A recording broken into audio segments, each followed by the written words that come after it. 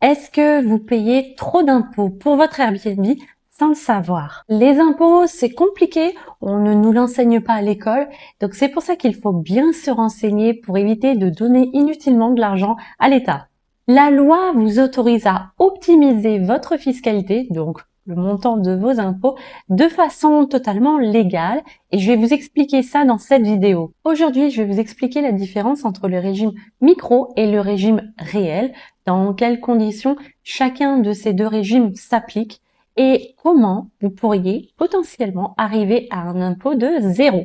Alors, les revenus issus de la location meublée, même si c'est de la location meublée saisonnière comme sur Airbnb, sont imposés au régime BIC, c'est-à-dire bénéfices industriels et commerciaux, et non pas des revenus fonciers comme pour de la location nue. Pourquoi? Parce que vous ne louez pas simplement un logement, vous louez en fait un service, c'est-à-dire un logement qui est équipé de meubles, qui est propre, le ménage a été fait, il est équipé d'internet, il est équipé de linge, donc fiscalement ce n'est pas vu comme une location nue. Prenons l'exemple d'un restaurant.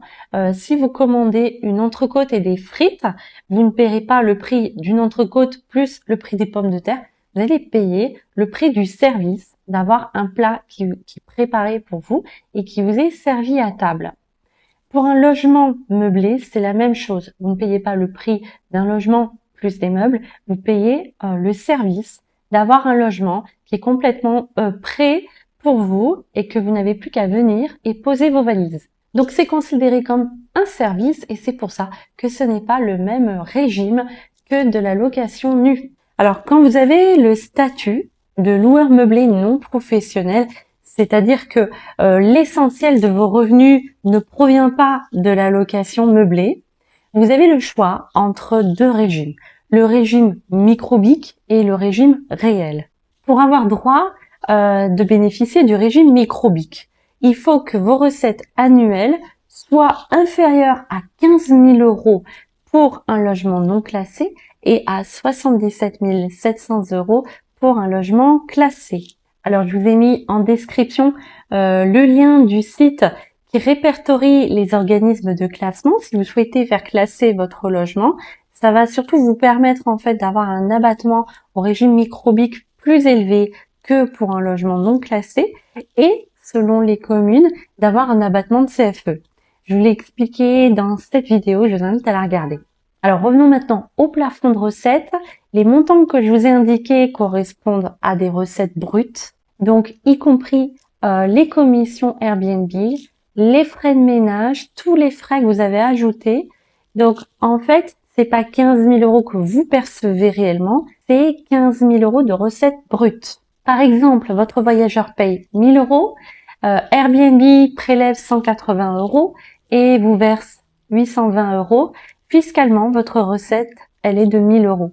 Donc, pour savoir si vous êtes toujours sous le plafond des 15 000 € ou 77 700 €, c'est bien le montant des recettes totales qu'il va falloir prendre en compte. Donc, pourquoi le microbique n'est pas accessible à tout le monde? C'est parce qu'il y a un avantage, c'est qu'il y a un abattement. Donc, un abattement de 30% pour les logements non classés et de 50% pour les meublés de tourisme classés. Alors, c'est tout l'intérêt de faire classer votre logement parce que la décision de classement est valable 5 ans. Donc, vous allez payer uniquement les frais et une fois finalement. Et après, vous allez avoir pendant 5 ans la possibilité d'avoir 50% de vos revenus qui sont exonérés d'impôts et de prélèvements sociaux. Donc, vous ne serez imposé que sur les 50% restants. Donc ce régime, il est très avantageux. L'avantage déjà, c'est qu'il est très simple. Vous n'avez pas besoin de prendre un comptable, justement parce qu'il est simple. Et l'autre avantage, c'est cet abattement, donc qui peut aller jusqu'à la moitié de vos recettes. Il est avantageux si vous n'avez pas beaucoup de charges, si vous n'avez pas de prêts, si par exemple vous gérez le ménage vous-même, donc vous n'avez pas de facture de prestataire à payer, si vous faites les travaux vous-même, si vous gérez tout vous-même, dans ce cas, effectivement, vous avez très peu de charges à déduire et ça peut être effectivement intéressant d'avoir cet abattement qui peut aller jusqu'à 50%. Avant de passer au régime réel, je vous invite à bien vérifier que vous êtes abonné. Donc, ne vous inquiétez pas, je vous attends. Alors, je n'ai pas réussi à négocier un avantage fiscal pour mes abonnés supplémentaires, mais il y a une réduction pour tous ceux qui voudraient faire la formation apprendre à gérer un Airbnb jusqu'à la fin du mois de février. Attention, c'est le 28, la fin du mois. Ça va vous permettre d'être prêt pour cet été, pour savoir exactement comment gérer vos voyageurs, quelle est la réglementation, comment fixer vos prix. Vous allez avoir toutes les informations. Donc, allez en description pour profiter de l'offre avant la fin du mois. Alors, maintenant que la page de pub est terminée, on va pouvoir passer à la suite et parler du régime réel. J'ai l'impression de vous parler d'un régime pour perdre du poids avant l'été, mais non, c'est bien le régime réel, celui qui va s'appliquer automatiquement dès que vous avez dépassé les seuils. Vous pouvez également opter pour ce régime, même si vous êtes en dessous des seuils, mais dans ce cas, il va falloir le demander spécifiquement. Alors, l'intérêt du régime réel, c'est que vous allez pouvoir déduire toutes sortes de charges. Si vous avez fait un prêt, vous allez pouvoir déduire les intérêts d'emprunt, alors pas le capital, dommage, simplement les intérêts, le ménage, le linge, les produits d'entretien par exemple, les réparations, l'assurance, la taxe foncière, la CFE, les frais comptables, Internet, l'eau, l'électricité et surtout vous allez pouvoir amortir alors les meubles, l'électroménager et même c'est incroyable le prix du bien. Alors pas le prix du terrain, mais le prix du bien comme si c'était votre outil de production en fait et donc vous pouvez l'amortir sur plusieurs années. Alors ça c'est vraiment incroyable, c'est la grosse différence avec la location nue. Alors je vous donne un exemple, vous avez 10 000 € de recettes. Vous êtes au régime microbique non classé et donc vous avez un abattement de 30%. Vous allez être imposé donc sur 7 000 €. Alors qu'au régime réel, vous allez peut-être avoir des intérêts d'emprunt, des charges diverses à déduire et de l'amortissement. Et là, vous pouvez avoir un bénéfice fiscal de 0 et donc vous n'avez pas d'impôt dans ce genre de cas.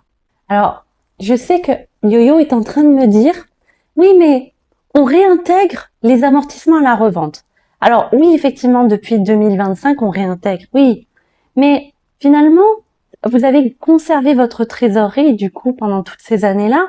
Donc c'est comme si vous aviez un prêt à taux zéro de la part de l'État. Donc c'est un beau cadeau quand même. Voilà. Alors, est-ce qu'il faut un comptable? Je sais que YoYo me demande, mais il est parti. Alors, ce n'est pas obligatoire, mais c'est quand même recommandé si vous êtes au régime réel parce que effectivement il y a les amortissements. Donc, ça va vous sécuriser, ça va vous simplifier la vie. Et en plus, les frais comptables, bien sûr, sont déductibles de vos charges. Alors, petite info, si vous gagnez moins de 305 € par an, vous ne payez pas d'impôt. Alors vraiment, je ne sais pas où est-ce qu'ils vont chercher ces montants-là, les impôts, 305 €. Mais bon, voilà, toujours est-il que, en tout cas, je vous souhaite de payer des impôts ça voudra dire que votre activité fonctionnera à plus que 305 € de recettes annuelles. L'objectif, c'est pas de pas payer d'impôts du tout, c'est d'optimiser et d'en payer le moins possible. Donc, en conclusion, pour savoir si vous devez plutôt être au régime microbique ou réel, déjà posez-vous la question, est-ce que vous ne dépassez pas tout simplement le plafond du microbique? Comme ça, vous n'avez même pas de questions à vous poser. Et la deuxième question, quel est le montant de vos charges? Si vous n'avez pas de crédit, si vous n'avez pas de facture, c'est pas la peine de vous embêter à être au régime réel. Dans ce cas, mettez-vous au régime microbique. Mais après, chaque situation est différente. Et j'espère que cette vidéo vous aura aidé. Si c'est le cas, likez, partagez, commentez si vous avez également d'autres remarques à faire. Et je vous dis à très très vite pour une prochaine vidéo.